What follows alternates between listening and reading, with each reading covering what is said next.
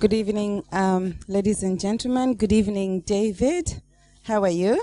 Good. All right. Today, David, we have you here, our Mr. Maps of Tanzania. But we're here to discuss about a project that you got yourself involved some few years back. So I would like you first to tell us a bit about the project and the organization to which you were working in during that time when you actually did the Maji Matone project. Thank you, Irene. I'd like to say that this is pretty daunting because that was a pretty hard act to follow with all of Raheem's successes, especially as my job. What Elvis wanted me to do was talk about failure and how failure is perceived, and this is a story of failure. This project that I'm going to talk about before my mapping days was when I was working in the water sector.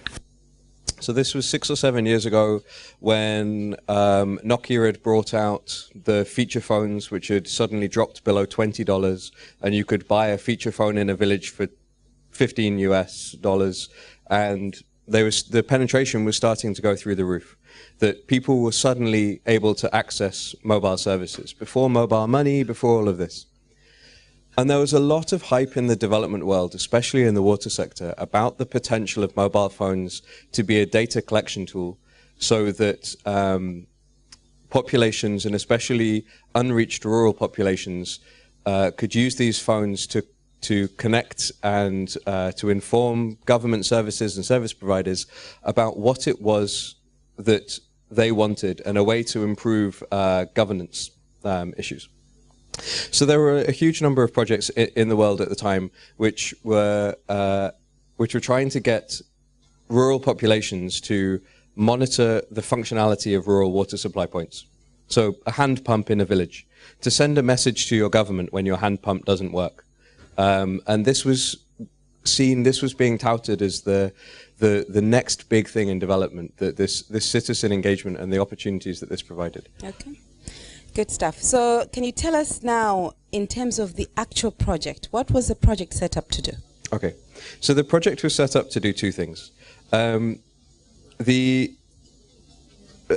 reason that the project was set up and funded was to engage a rural population in Njombe region, which was then Njombe district, to give them the ability to directly communicate with their government in the form of the district water engineer by setting up a free short code, which when their water point didn't work in a village, that they could text that short code and the message would go directly to the district water engineer, and it would also go to the local press. So it would go to the radio stations and to the newspapers, who would publicize that this water point wasn't working, and then would follow up with the district engineer and would actually follow through to make sure and to track that the government was doing something to fix this water point.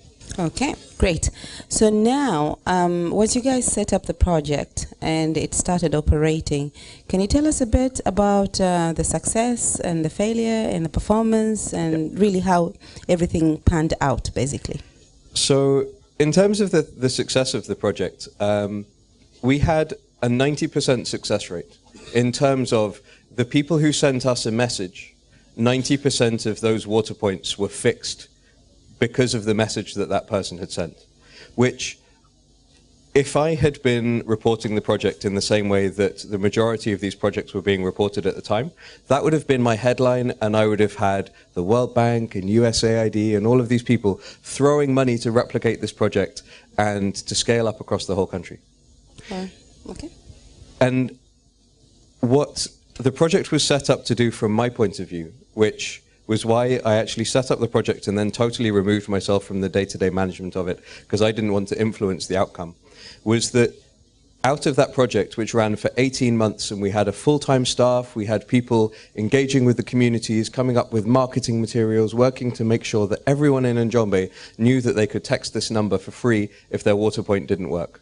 We had a 90% success rate. These water points were being fixed. What a lot of people were hiding in other projects, and the reason that I wanted to set up the project, was that in 18 months, we had 15 individuals send us a text message to tell us that their water points were broken.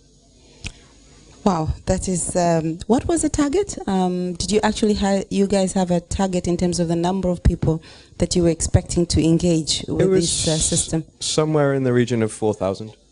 Okay, so why do you think this project failed? Because basically what you're defining to us is like, you know, only a fraction of the people that you expected to engage in the system actually did.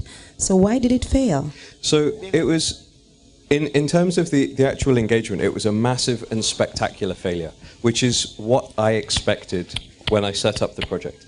I set up the project to prove that, or to investigate this idea that citizens had the capacity, the interest, and the incentives to use SMSs to engage directly with the government. And they didn't. And so what we did was, after 18 months, it was supposed to be a 2.5-year project. After 18 months, we stopped the project and said, we've done literally the best we could. We've done everything that we could do to influence these people and to get them to engage with the system, and they haven't done it.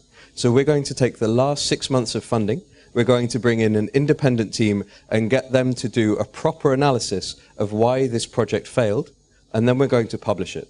So we brought in a team of experts to go through from the village level to assess behaviors, to assess the project as a whole, and to see why it had failed. And there were some really great reasons and really great things that came out, really great things to learn that came out of this failure. For example, in most villages, it's the women that collect the water, but it's the men who hold the mobile phone.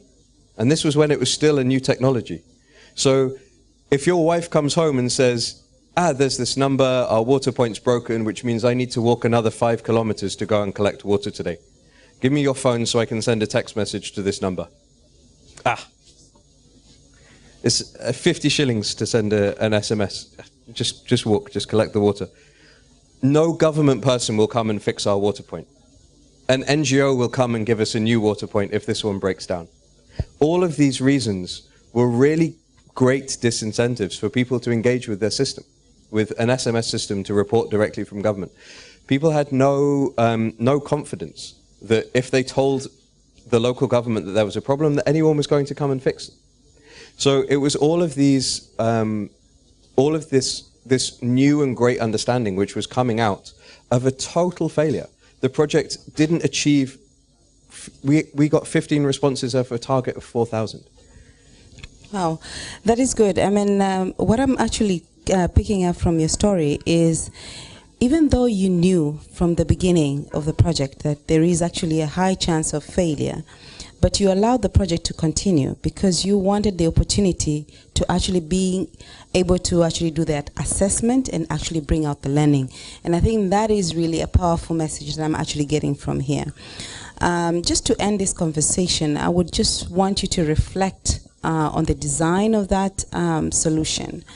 What would you have done differently given the understanding of the lessons that we've actually been going through right now in terms of human-centric design? What do you think that could have actually been done differently before you actually roll out the project that could have actually maybe given the better insight thereafter? I think it's a really great question, because I think that project needed to happen, and we needed to run the project in the best way we could and show that it failed and showed the reasons that it failed because of a lack of understanding and because it wasn't a human-centered design project.